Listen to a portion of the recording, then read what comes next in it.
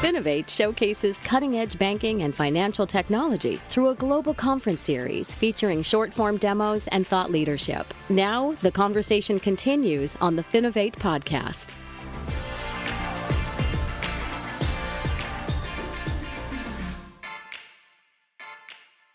Hey, and welcome to the Finovate podcast. We are continuing our conversations with the FinovateSpring Best of Show winners. And joining me today, we have Ariam Sium, VP of Product at FinGoal. Ariam, thank you so much for joining me today. Hello, it's nice to join you. So for people who haven't had a chance to watch your demo at FinovateSpring, let's start with just a little bit of background on yourself and what FinGoal is all about. Yeah, of course. So my name is Ariam Sium. I'm VP of Product at FinGoal. I've been with the company for some years in a consulting capacity, and I joined full-time in my current role as VP of Product this January. And essentially what we do is we build insights and data infrastructure for financial institutions. Yeah, no, it's cool. And FinGoal was on stage at Finovate Fall as well. But let's talk about your Finovate Spring demo specifically this time. Before we get into that, though, there may be people out there who feel like they've seen this kind of data insights play before.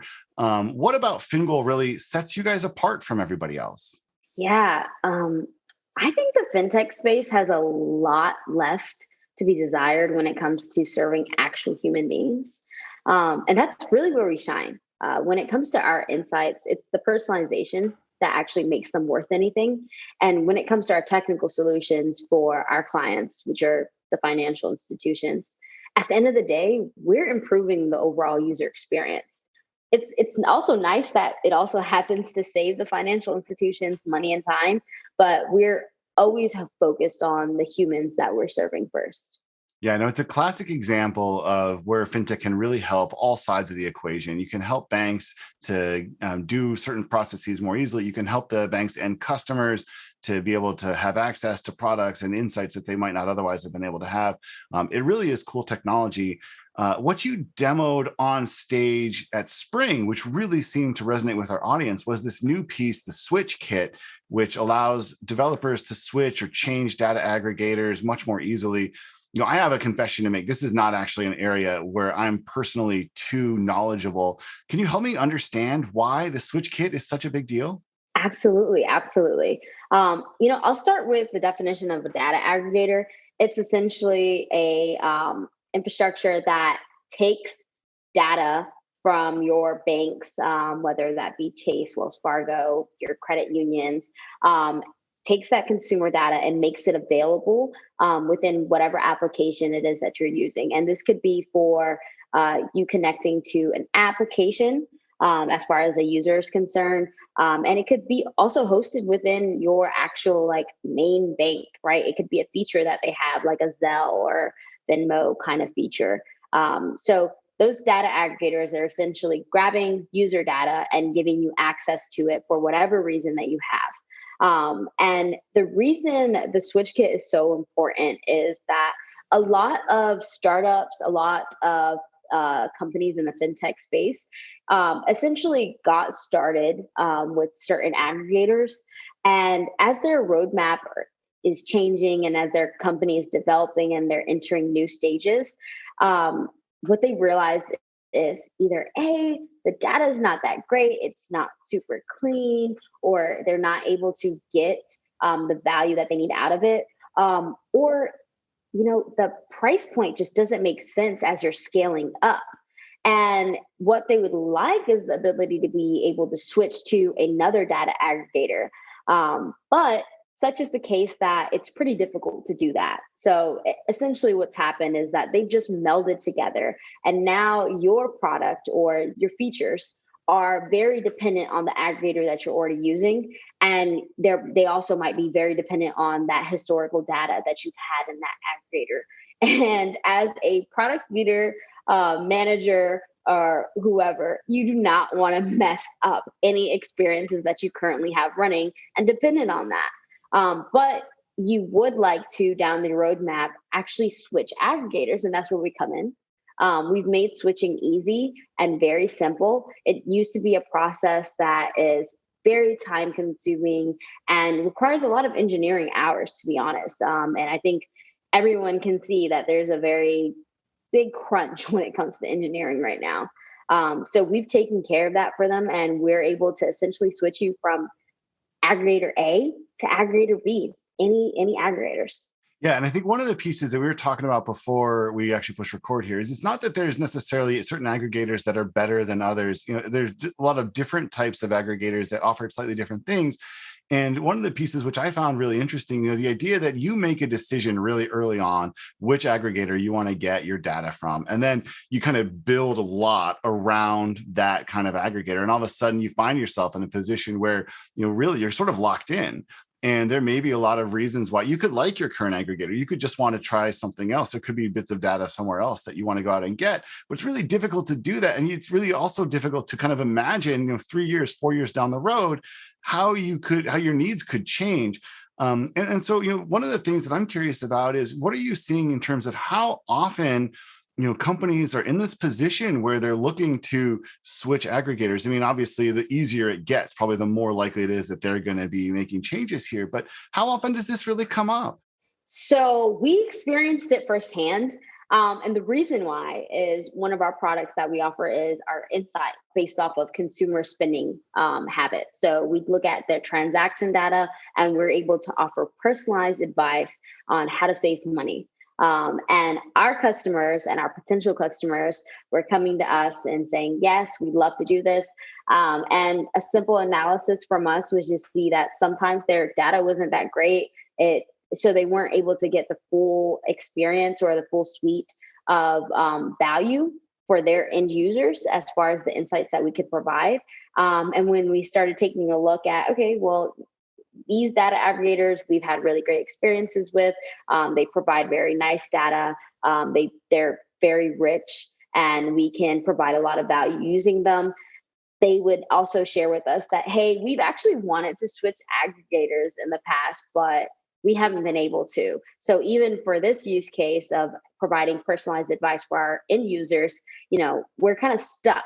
And that was very surprising to hear. I don't think people admit that, hey, we got our product roadmap in a little bit of a tangle here, right? We're married to this solution and can't leave it.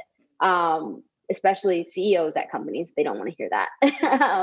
But we went to the drawing board with that, and that's what motivated us. That, hey, we keep hearing this in the industry, because obviously as a startup, you do not want to build too many things, right? Sure. Yeah. So we did not want to build it initially, but it's just that we just kept hearing it over and over again in the industry, and we said, this would be very valuable if we're hearing this from so many companies.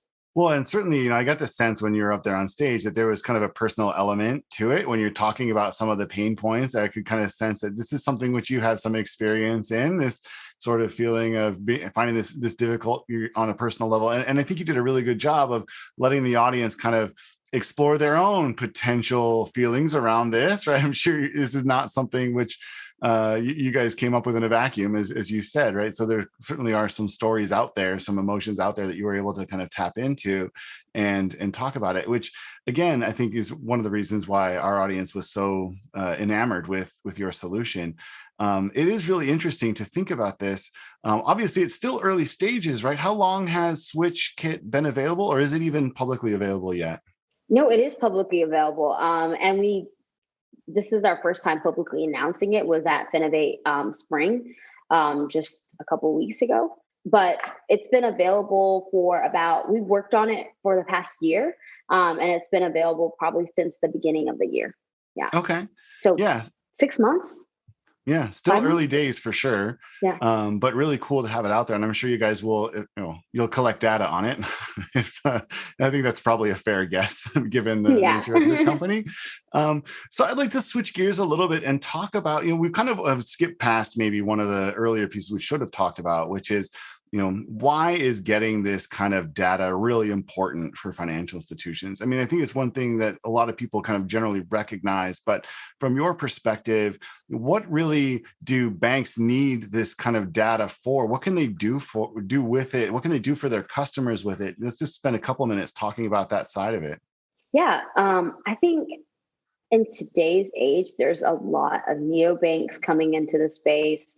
There's a lot of fintech applications coming into the space, and a lot of them are very focused and centric to, hey, we're serving you, human being, right, Greg, and we're serving you better than any other solution out there. We're serving you better than your traditional bank. We're serving you better than the other neobank solutions. We're serving you better than these other digital platform providers or applications. But the question is how, right? Like, what about you as a person are they honing in on and able to serve better than everybody else, right? Are they looking at you as your individual and the characteristics that actually make you who it is that you are, and able to speak to that when it comes to the products and features that they're offering you? We see that with really anyone in the financial space. They have access to a lot of data, but they're not using it all. So it's not even necessarily that these institutions need more data. They need to start using their data better, and that means having access to clean data if they don't already, or making use of all of the data that they have on users, historical data, and building, personas. Start to know who your end users are and start tailoring your messaging to them, tailoring your product offerings to them. Yeah, and I think it's really cool when you think about it from that standpoint. And obviously, you've got this kind of big carrot hanging out in the far off distance, but there's a lot of steps to get there. It's not just about having the data. You have to have the clean data. You have to understand which pieces of the data really give you the best insights, how to use them in an intelligent way. It is not easy. Even though we are collecting, I think, more data now than we've ever been able to collect at any point in our human history. And actually, this is something I'm really curious about. Zooming out, as someone who maybe I could call a data nerd, and hopefully that's not offensive. Absolutely not. Perfect. I didn't figure, but you never know. Are we approaching a point where we will have enough data, this kind of quote unquote, where we have the data that we need to make the right kind of decisions for our bank customers? Or are there still other useful pieces out there which we need to go out and capture? Is there, at any point, a limit to the amount of data that we'll need to be able to have, I guess, is my question from a really high level. I don't think there's a limit, but I also don't think that gathering as much data as you can makes sense if you're not even using the data you already have. Sure. So yes, there's a benefit to collecting more and more data on users. Know their inner thoughts and what it is that they truly desire, and serve that up in a manner that makes sense and is trustworthy and very transparent. Of course, you want to maintain the integrity and something that they've opted in for. But really, take their problems before they even have them and start solutioning for it. But you need to start with what data that you do have. You need to start with the information that you are sitting upon. We've had lots of cases where, one of our team members has talked about, a bank that she's been with for over 25 years, serving her information about opening up a trust fund for a child because they looked at her age possibly, and said, okay, you're at the age where you probably have a kid that needs to have a trust fund. And it's well, if you looked at any of my transaction data, right, you would see that I've never purchased anything at any kid's store. Right.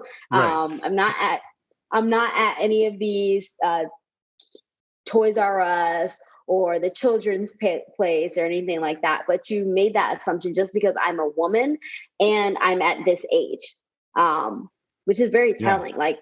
Like I said, a lot of us aren't using all of the data that we already have. No, do we need more data? Yes. Yeah, absolutely. And I think you kind of keep coming back to this, it's about serving human beings, right? It's about understanding a person who's on the other end of the transaction. And I think there's this growing expectation on the part of consumers that, you should know about me. You've got the tools that you need to understand some pieces about me. And, the example that you just gave was a perfect one where, if you looked at all, you would know that I don't have kids and that I'm not going to set up a trust fund for kids, right? And so I think one of the challenges that the industry has is, first off, obviously, obviously making use of the data that they have, but also understanding that customers are expecting more and more here because they understand what data the banks probably have on them. And so you sit there and think, well, I know, I can get personalized recommendations from Netflix, from Hulu, from Amazon, from iTunes, whatever the case may be. My Spotify can suggest music that I've got a really high chance of liking. And so you get these experiences in all these other arenas. And now all of a sudden in the financial arena where you think you should have the most data on me, you should be the ones who understand me the best. And they're not able to kind of get over that threshold, which is obviously troubling. We've got time for one more question, and I want to just talk about the demo itself. And for people who haven't seen it yet, the demo videos will be available at finovate.com, or you can check out the Finovate YouTube channel and see the exact demo that Ariam did on stage. But one of the things that I thought was really cool, you had code up on stage, up on the screen for almost the entire 7 minutes, and you kept it completely accessible to people who've never coded anything in their lives. Well, which I remember. and so I thought that was really worth highlighting. What kind of advice do you have for companies that are in the same kind of position that you're in, where you've got something that's more technical to show, that's really kind of aimed at the developer community? And then you also have a group of people who maybe don't know a ton about the technical side of things, but have to really understand the value of that product. What would you say to future Finovate demoers who are looking to do something similar? Yeah. First, I just want to shout out Jen, who was a product analyst on our team, right? She was not an engineer and she was running the code for that demo live, which I think is super impressive. And it was all powered by our amazing engineers that made it so simple for someone who's quite literally not an engineer to do. But speaking to your question of what advice do I have for other people that are getting up on that stage or having something that's very technical to demonstrate, I think it's super important to know how to speak to your customer. And a lot of companies and a lot of people spend plenty of time on that. But it's also important to know how to speak to your champions, right? Who are the people that are not necessarily your customer, but they're friends with your customer. They're in the same rooms as them, right? They're doing business with them. Maybe they're a customer of your customer, or they're providing a solution for them as well on another end of the spectrum. And how do you speak to them? You might be in the same space or maybe you're not, but how do you make it so simple that someone can understand what it is that you're doing and be able to not only understand it, but to speak to it and to recommend it, right? I can't recommend anything I don't really know about, right? What is that conversation going to sound like? Maybe this one thing that I heard about might be something that you need. If I'm thinking those thoughts in my head, I'm probably not going to say anything out loud and make a recommendation. But if I really understand what the meat, what the purpose of the product that is you're serving up is, then I can go tell my friend, right? And I can go tell others in a room. And that's where we started off. We said, how do we make this as simple as possible? And that's why we had someone who was not an engineer running the actual demo, right? That's how simple it gets. And I will say that we had multiple people on our team kind of going through the script and making sure to, poke at some of the parts that maybe sounded a little too technical or needed to be broken down more, or where's somewhere that we can actually include an example, a real life example with common themes. So I would say that, put some common things in there. There's a lot of really interesting pieces to unpack there. And I think it's clear that you spent just a lot of time thinking all of these angles through, getting different people on your team to kind of take on different roles and the scripting and the review process. Ultimately, as I said, it clearly worked. It resonated very well with our audience. We do have to end this interview here, but it's worth, as I mentioned, anybody who's interested in this should go check out the 7 minutes from FinovateSpring. You can also check out the demo from Finovate Fall last September to get a more complete sense of who FinGoal really is. Thank you so much for taking the time to chat with me, and congratulations again to you and everybody on the team.